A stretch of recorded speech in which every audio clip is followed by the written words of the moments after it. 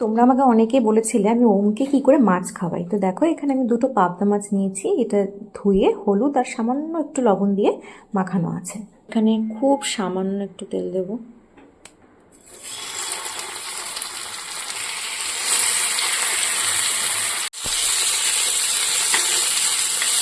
এবারে আমি একটুখানি কালো জিরে ফোড়ন দেব আর একটু সামান্য আদা ফোড়ন দেব, আদা বাটা, আর একটু সামান্য হলুদ। এবারে আমি ভাজা মাছটা সেদ্ধ হওয়ার জন্য ছেড়ে দেব। এবারে ব্যাপারটা হচ্ছে, যেহেতু ওমকে আমি 1 বছরের আগে নুন ইন্ট্রোডিউস করাইনি, তার জন্য এই মাছের ঝোলে কিন্তু কোনো রকম নুন দিলাম না। এখানে কিন্তু আমার এই পাবদা মাছের ঝোল রেডি, একদম নুন ছাড়া, লঙ্কা ছাড়া।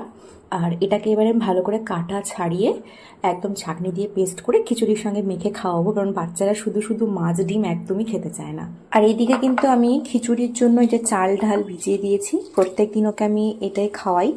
আর তার সাথে এই যে এখানে কিছু ভেজিস কাটা আছে, ফ্রেশ সবজি আছে, এখানে গাজর, আলু, বিনস আর একটু মিষ্টি আলু দেওয়া আছে।